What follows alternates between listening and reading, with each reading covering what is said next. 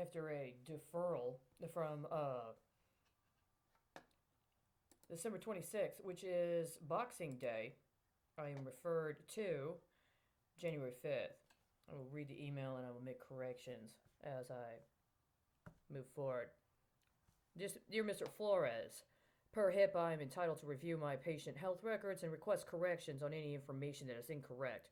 After having reviewed and stress tested the characterization of what was recounted in the therapy notes provided by Dr. Ed Lee, I request the following corrections. A. That the designation of having had an abortion be recharacterized as capital outlay on military special operations supported by my father's annuity, as it was his health insurance that paid for it. Correction. It was not. It was apparently connected to obstruction of justice and efforts to aid and abet a cover-up of pension fraud that was used as leverage for financing acts of terrorism, as was proven last August when there were numerous attorneys generals that attempted some hedging connected to chemical weapons and biological weapons under the auspices of health care treatment and payments from the Health and Human Services to pay for pregnancy termination, i.e., abortions. B. That the amount and frequency of acknowledgement of the receipt of Social Security be clarified. It was a one-time payment of $24,000 in Social Security benefits for past work products that were paid in full in order to acknowledge the fulfillment of terms connected to contracts for provision of capital outlays in which I engaged in 1995 and 1996. There was payment for 2 years included in that sum. By accepting the mental health diagnosis, I was no longer eligible for participation in those contracts, and anyone else who was later availed of the benefits of my human capital was no longer eligible to benefit from access to that capital. My most recent medical records recounts that there was a $10,000 award that is listed 5 times in 5 successive sessions with a terminal entry on the 5th one. This is also not correct. In 2009, there were a changeover in appropriations that were connected to what were supposed to be outlays connected to countering narcotics trafficking, as well as responding to chemical weapons and biological weapons. At the beginning of April 2020, I actually requested an invocation of consideration of what were originally programmed under the Department of Defense, but I suspected had been illegally and illicitly diverted through the Department of State in order to be laundered through the Health and Human Services system for illegal, illicit, and unconstitutional purposes. Purposes that also serve to undermine the security and readiness connected to response to a CBRN attack. Unfortunately, it was, in fact, obstructed and diverted into further illegal and unconstitutional activities, hence substantiating my claim that the same thing happened in 2009. Not only that, but within the last several months, I have found information about a reprogramming of what were originally laid out as destroyers to submarines that I suspect and contend is connected to concerns that were expressed by members of the actual American intelligence community in the summer of 2000 regarding the Clinton-era intelligence strategy. C. That the designation that I had been previously engaged in the sex trade be reconfigured. It is, I believe, listed along with the abortion on just about every therapy note.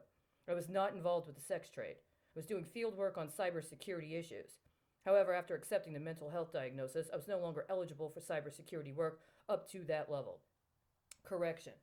I was used in cybernetic enhancements that were connected to preparation of the digital economy in terms of preparing people to be cybernetically enhanced to engage in commercial sexual activity.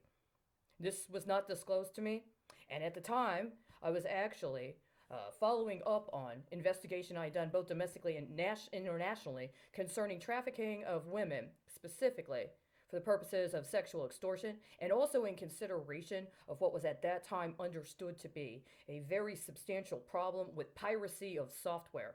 Contention was and concern was that women were being strategically trafficked because they were an easier vessel through which to traffic and redistribute illicitly acquired and gained software, including software products that could be connected to national security related issues.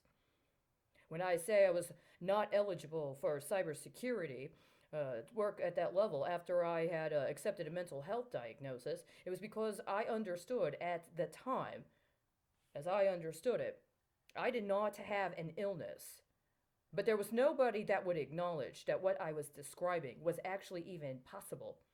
It was all attributed to a hallucination that was due to a chemical imbalance in my brain that needed to be corrected with medication. I now know that is false. Not only do I know that is false, but I know that at the same time I was being admitted into an alleged psychiatric treatment in San Francisco, there was a conference right here in Dallas where Raytheon was demonstrating directed energy weapons. These characterizations are necessary in order to clarify misrepresentations, both in connection with me and the city and county of San Francisco. I contend that per my direct statements to mental health practitioners, both at what was then the Psychiatric Emergency Services at San Francisco General Hospital, to mental health practitioners at Progress Foundation, and later to Dr. Ed Lee of Chinatown North Beach Clinic, that I was not mentally ill, but was rather being targeted by directed energy weapons in an effort to compel me to cooperate with or agree that I had already cooperated with illegal activities. I maintain this contention as well as that the original diagnosis was fraudulent and that all billings of Medicare especially were likewise fraudulent. In addition, due to the mental health diagnosis, I was later determined to be eligible for a pension fund and life insurance policy through a third-party contractor of temporary labor services called Community Vocational Enterprises, which engaged me in acts of pension fraud. I was not previously aware of the intended allocations regarding the capital outlay projects for which I had signed up when I accepted federal student loans in 1995 and 1996, which were themselves financed on terms established per my receipt of education benefits, attendant with the appropriate financing paradigms at that time via other allocations, beginning in 1994. Had I been, I would never have accepted a mental health diagnosis and would instead have reported what was occurring to whoever in the chain of command had been designated as my appropriate contact and followed up to assure compliance with applicable laws and codes. I'm contesting this now, as well as misappropriation and mischaracterization of my past work products. Due to the willful intent to deceive me, I am not financially responsible for repayment of the monies that were misallocated, but I am entitled to have the defamation to my character and the resultant hardships and divestiture of personal income, asset building, and credit reassessed and repaired. Please make these updates to the records as soon as possible. While it has been more than 7 years since the original diagnosis and receipt of treatment, it has not been more than 7 years since I accumulated errant billings, and hence am within the time frame for appropriate consideration. Please confirm receipt of email. This was composed by 1:03 p.m. Central Standard Time on January 5th, 2020. Now, I ended up sending it, and I got a response that I needed to sign up to a new electronic account in order to be able to process this request. That was not necessary. It was an attempt to get me to implicitly agree to, concede to, allowing them to launder my assets and attempt to do what? Offer me a kickback? I sent them information about my concern that what they were trying to do may have cybersecurity implications. What did they do? They couldn't help me. For a year. Over a year, they couldn't help me.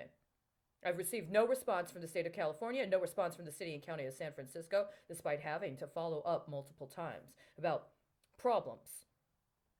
Serious problems. I contend that with the corrections, that this is an accurate assessment of what happened at the time, and is still an ongoing problem. Now you gotta understand, this came 10 days. This came 10 days after finding a notice concerning 800 vehicles that were designated as available for donation to charity. Just so you know.